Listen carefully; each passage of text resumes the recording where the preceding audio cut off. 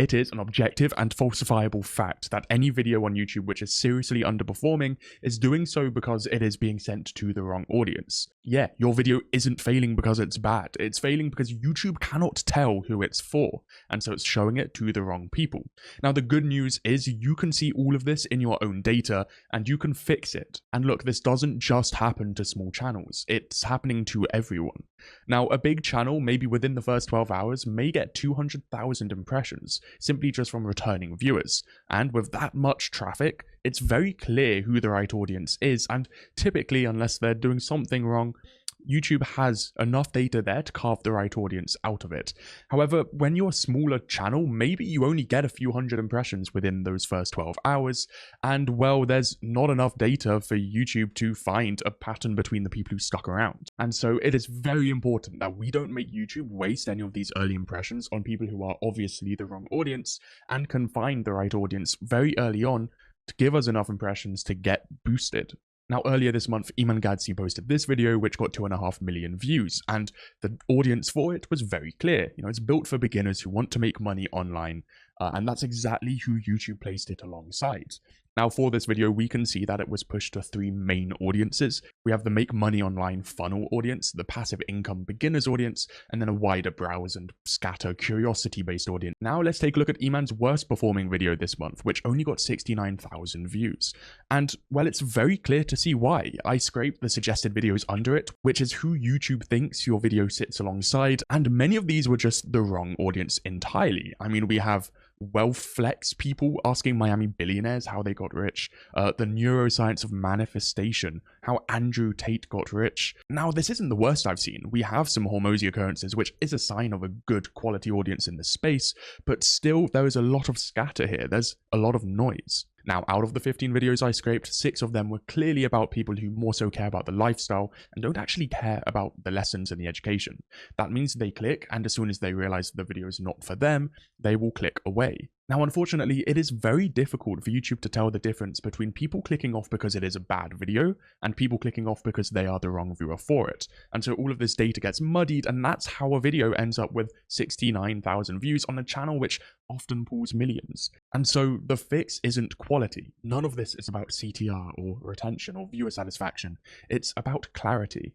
Make it obvious who your video is for, and that starts with the thumbnail. Because if this happens at the scale of Iman Gadzi, Alex Hormozy, Ali Abdul, all of these people who get hundreds and thousands of impressions worth of data and hints and clues for YouTube to find the right audience among, well, if you're getting under 10,000 views, you don't have the luxury. And up to this point, any failure is because of your targeting, not because of your quality. And just because anyone can talk about YouTube, here are a few of the channels and brands who I've done this for myself, leading their content teams and strategies. We have Kwebbelkop, Geordie PlayStation, Deserto, WillNE, and many others. And across the videos I have directly worked on, we have amassed over 4 billion views and growing. And that is all by using this exact strategy. So how does YouTube actually decide who to test your video on? Well, YouTube doesn't know who your video is for, and so it has to make a prediction, it has to make a guess.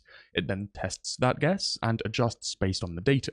So this first guess, this first wave of impressions, just as you post your video, it will come from your topic and the words in your title and thumbnail. It then shows your video to a few people. It watches what they do, their attention and how they react throughout the video, but it also watches what they do next. So what they watch next, whether they click off YouTube soon, and their likelihood of coming back to your channel. It is very careful with those early initial impressions. You see, YouTube is very conservative. It doesn't want to kill a viewer's session time by showing it a video that is so obviously not right for them. And so it won't waste someone's time on a video that YouTube thinks they probably wouldn't like. Ali made this video for anxious job seekers, and it's so obviously the case that that is his intended target audience. But even with this, and as a creator with so many years of experience, he made the same basic mistakes, and so YouTube sent it to his productivity fans instead. I mean, out of the entire scrape of suggested videos I took under this, only 2 of them were about job seeking.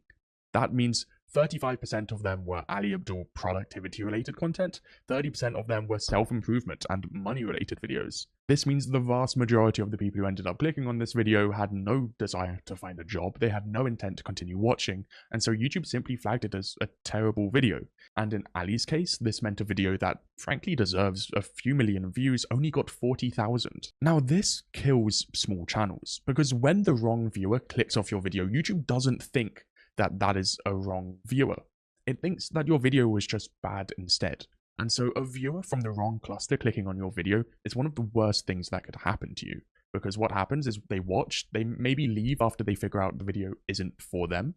YouTube understands that as a low satisfaction data point, and so it decides your video is weak and stop sending impressions and will never find a better audience for it. You know, maybe that viewer does typically watch productivity videos, but what made them click off may not have been the topic. It's very likely it was the format.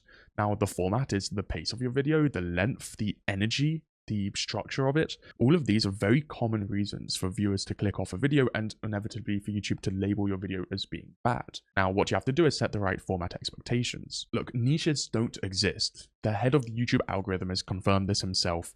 I hate this term, niche. You know, it's so unhelpful to creators. The better way to think about it is as clusters of audience. You see, YouTube doesn't sort by niche. It sorts by individual viewers, and viewers come in clusters. What you typically call a niche, you know, like the YouTube strategy space in this instance, is actually made up of many different types of audience. So we have beginners who are just after any kind of tips and tricks they can implement, all the way to the other end. We have Fortune 500 CEOs and entrepreneurs who want maybe to run a personal brand up to get speaking opportunities or to maybe get some better hires coming to them. All of these people, by this way of thinking about YouTube, would be considered under the same niche. But if you tried to speak to all of them at once, your video would fail instantly.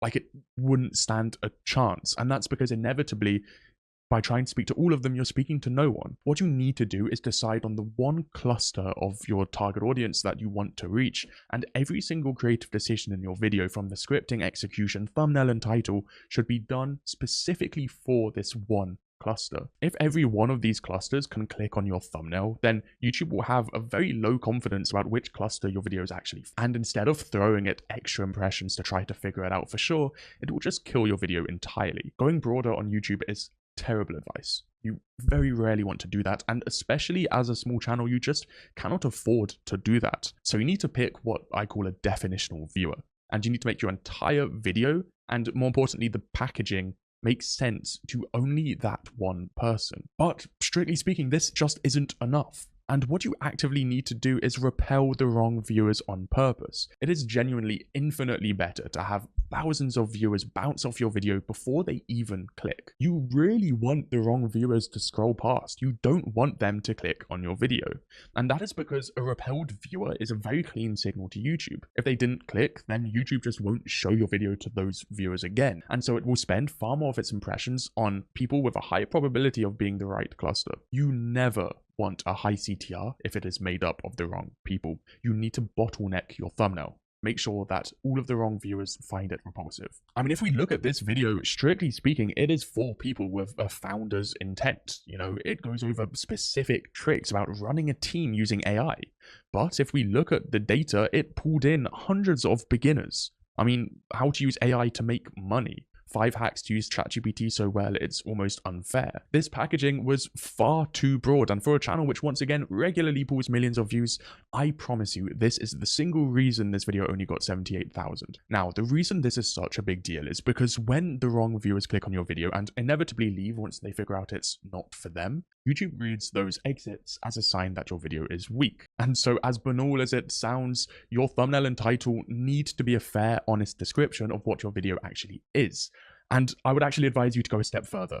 Genuinely make sure your video is unattractive, borderline repulsive to those adjacent clusters who aren't the one you're trying to target. And let me remind you, this is because a clean scroll away from the wrong viewer is worth more than 100 clicks from them. And so repelling viewers makes sure YouTube's not getting any negative signals about your video. But now what we need to do is build up the positive signals. what YouTube actually needs to read from your packaging to push your video to your dream audience with confidence. You see, when YouTube reads your packaging, they look at these three signals. They look at the topic, how deep and how wide the subject is. They look at the structure, the format of your video. Once again, this is the density, the pacing of it. Is it a video made for people to listen to at the gym, or is it a desktop-focused, sit down and take notes type of talking head video? And then finally, we have the emotion of the video. Is it a neutral, calm read of an analysis of data? Or is it like a hot take, an opinion?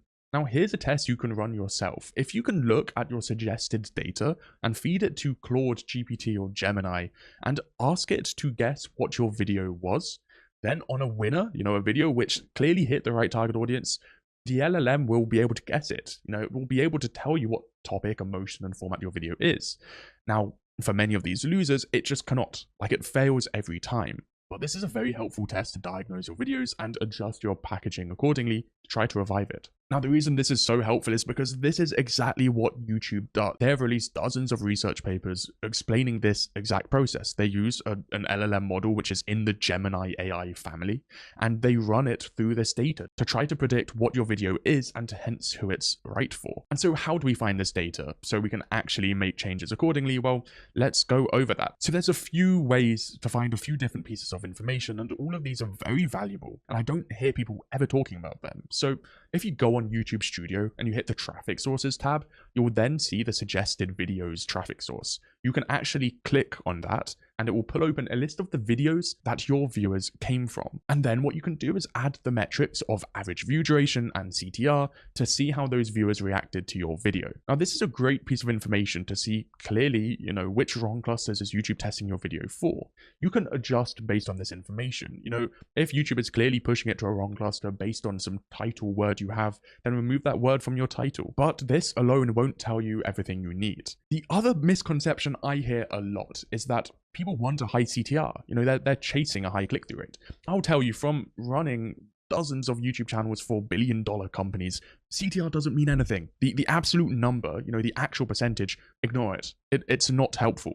But what is helpful is the time series data, and so how that CTR changes over time. Just pull open that data, and if you see it's very volatile, it bounces up and down a lot. Maybe it's like 8% or even 15% at a peak, then it goes down to like 0.5% or 1% on a trough, then you know that it's YouTube testing different pockets of audience. Now, inevitably, you can have a high CTR for the completely wrong audience. Once again, a broad appeal packaging attracts everyone, many different clusters of viewers, and the one YouTube thinks is the right audience may be the completely wrong one, but they're still clicking anyway, and so high CTR, but YouTube won't give you views. Now, what you really want to happen is for your CTR to flatten out, and whenever a video is an outlier, this is the case. YouTube is pushing your video to that entire pool of viewers who it's now confident your video is for, and so they're all reacting to it in roughly the same way. What inevitably happens is after this period of flattening out, it will then fluctuate again as YouTube tries to find colder viewers to send your video to really maximize that reach, what YouTube's doing to your video. But there's one other source of data which I use religiously, and while it takes a minute to get up, I find it so valuable. Look, what you need to do is go on your phone and turn on mobile data. You then want to put it in incognito mode. You want to open Safari or whatever web browser you use. And when you're out somewhere, not at your home address, you want to pull up your phone, find your video on Safari, and look at what sits under it in the suggested column. Now, this is who YouTube currently thinks your video sits alongside, who YouTube currently thinks your video is for. More specifically, and maybe more accurately, the suggested column is YouTube's attempt at trying to extend the session time of viewers who came to your video. And so accurately, it's genuinely who YouTube would rather your viewers be watching instead of your video right now. And so by looking at that information, you get, unlike any other data source YouTube actively gives you, a very clear idea of who YouTube is currently testing your video towards. This is YouTube's current best hypothesis or current test for who they think your target audience actually is. Now, you can make very valuable conclusions from this data. For example, if you're getting expert-based content and your video is actually targeted towards beginners, that's a very good signal for, maybe how to change your title and thumbnail to narrow it down and repel experts from clicking. Alternatively, that works the other way around. If your video is meant to be more towards experts and all of the suggesteds are for beginners or pure entertainment videos, then that is also a very interesting and valuable signal that you can implement to fix your video and genuinely see a fluctuation of views come back. Look, let's return to the final point. Every single underperformer in your content library is there because YouTube couldn't tell who your video was for.